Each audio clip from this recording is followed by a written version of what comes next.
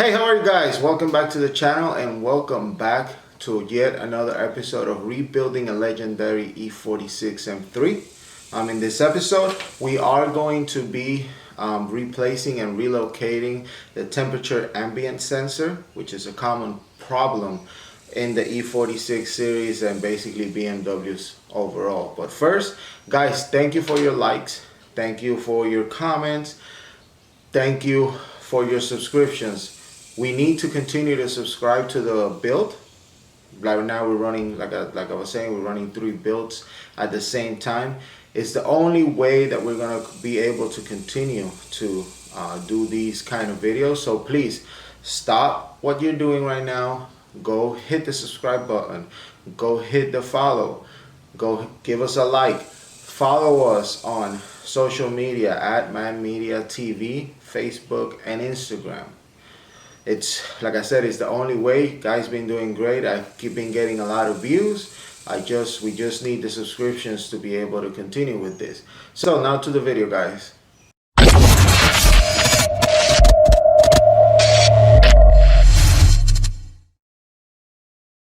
So guys, it's so common that these either misfunction, they get teared up, they completely disappear, or in cases like mine, when whatever hit me, hit my bumper, it stripped out the fender wear lining, and of course the sensor went with it. It wasn't nowhere to be found. Luckily for me, I never had any issues with it till now, but it's a very common. I've had it in other vehicles. It's very common for these to malfunction just because of their location. They're too close to the road, and they tend to get hit, so on and so forth. So it's so common that ECS Tuning sells a relocating kit for it. It's $40.44 at ECS Tuning, and I'm going to be posting the link below in my description. And let me tell you what it comes. Of course, it comes with the sensor. It's gonna come with 2 connectors. Basically, this is gonna be to connect the old wiring harness to the extended harness for the relocation.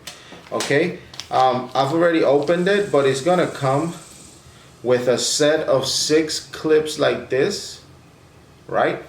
And a couple of joints, electrical connector joints. Like this, okay? Also, is gonna have a set of ECS Tuning zip ties, and this is basically to, run the wiring the best way you can to where you're going to relocate it. It brings, this is the way I'm gonna be doing. Get that in a second. It brings 2 extended wires like this, with the connectors already attached to it. So in my case, the way it tore it up, I'm not gonna have to be using this. It comes with a brand new plug, and it's gonna have another zip tie. That this one actually has a button, not a button, it has a clip for it to be connected to the new portion of the fender well that you're gonna be putting in. Some people put it in the air intake box. There's several locations to put it, and I'll go through that in a second. So let me walk you through how you're gonna set up the connector and set up the plug before heading to the vehicle. Okay, so the first thing that I'm gonna be doing is let's set up everything that we're not gonna be using to the side. What we're gonna need in this step is your plug, which basically the plug comes assembled. I've already disassembled it, unassembled it, sorry, to be able to work it. Okay, you're gonna need the green portion of the sensor, which is the actual receiver, and the 2 harness extensions. Okay, I've already done one just so just so I could make this video a little bit shorter. Basically, if you look at the plug, it has a little tab on the top part. That's the one that holds it in place in the plug. So this is a little bit tricky, so you gotta be you just have to take your time with it. You're gonna insert it top to these holes right here, which is gonna be basically where it's gonna attach. Put it in, and very simple, keep pushing until you make the clip click. And this is gonna take a little bit of effort. Usually what I like to do is I'll bring my needle nose and just help it a little bit.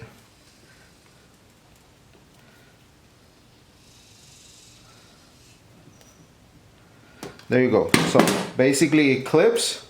Once it clips, it's going to look something like that. Okay, it's gonna be safely in its place.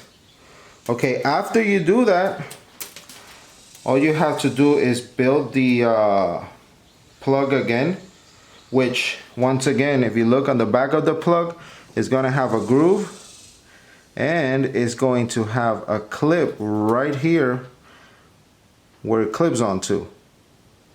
Okay, so all you're gonna do is it basically goes like this. But, you know, it goes like this, sorry, but you gotta run the wiring through it first. So put your wiring in it.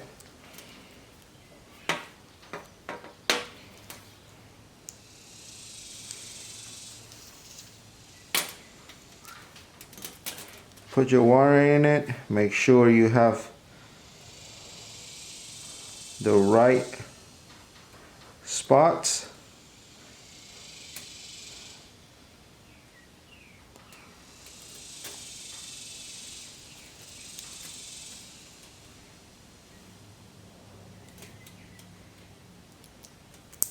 You heard a clip? So now it's fully secured.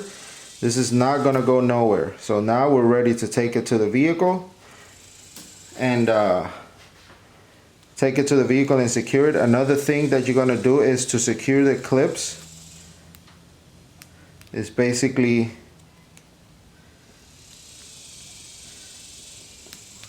you are gonna insert the lock like that, and you should be ready to go. Okay, so now that we've actually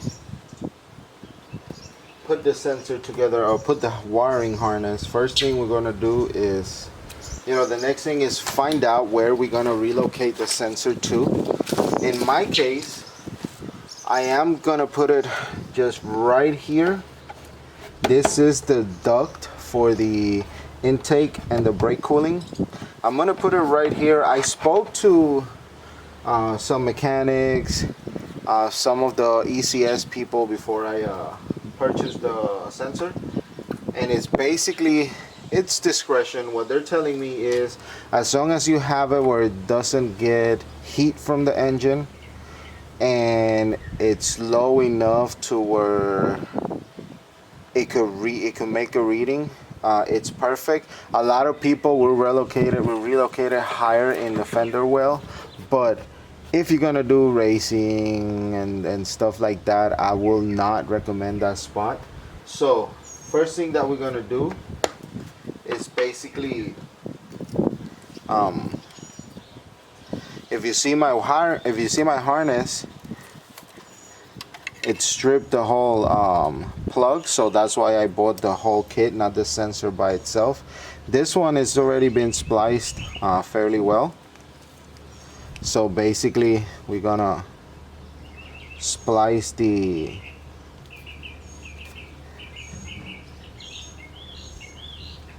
new wiring.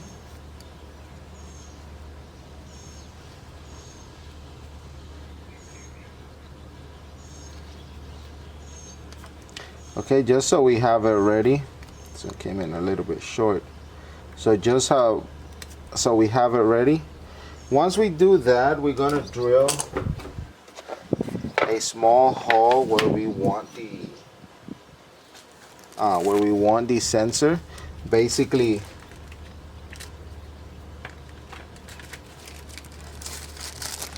what we're gonna be attaching is, remember the kit brings this little adapter. So what we're going to do is we're going to drill a hole right here so we could put it in, make it secure, and then plug the sensor, you know, plug the sensor to it.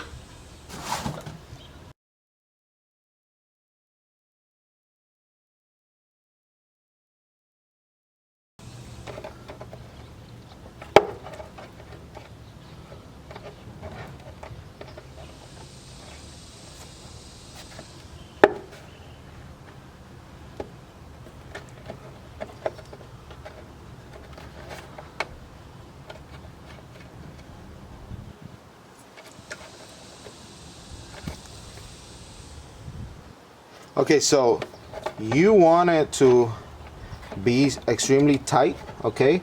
Don't make the hole too big. I basically made an initial hole with a 7/64, and then I went ahead and opened it a little bit at a time till I reached the exact width that I needed.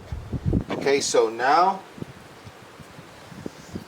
all you have to do is, if you notice the sensor, it has a groove to basically put this like this and go through the back and tighten it.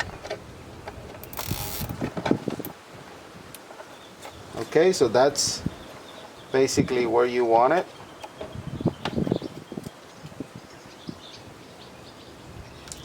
Now all you have to do is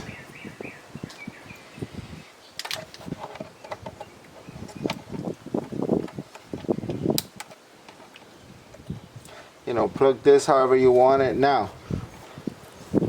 basically all you want to do is use your connectors. Okay, you'll want to use your connectors and put them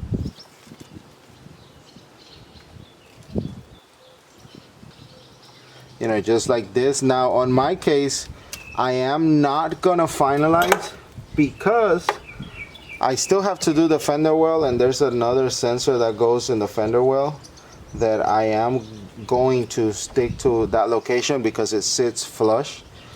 So it's basically this plug right here. So I know I'm gonna have enough space, so might as well, as it's gonna end up something like this. But you get the idea of what we're trying to do. So guys, basically that's it. That's how you do your ambient temperature sensor connector. So there you go, guys. There you have it, a little quick simple video of how to relocate your air temperature sensor and solve that issue of losing it or whatsoever. Remember, the air temperature sensor, basically what it does is it's going to tell you the exterior ambient temperature, but it also will give you a code because the temperature is going to jump. If it's failing, is going to jump from -20 to 140, and it's going to drive your air conditioning crazy. Not in most cases, and in mine, I noticed the first thing I noticed when whatever hit me took my fender well off, it was my air conditioning went hot. Okay, so if you're using your air conditioning in like the auto mode or whatsoever, it tells the air conditioning what temperature it is. So it's not a performance piece, but it's an important part to have, and it clears that code in your display. Guys, I'm gonna keep having videos like this. Remember, this is not my common tutorial. It's just basically I'm going to document everything that I did to the vehicle before giving it away. If you like what you see, guys, please subscribe. I'm telling you, subscribe to the channel. There's a lot of more good things to come. There's going to be a lot of raffles, giveaways, so on and so forth. But most importantly, is the only way we're going to be able to continue with the channel and get our sponsors and all that happy. So please subscribe, give us a thumbs up, hit the bell so that way every single time I post a video you'll get a notification, and follow us on social media at Man Media TV on Facebook, at Man Media TV on Instagram, and of course YouTube. Please subscribe. Guys, thank you for giving me your time, and on to the next video.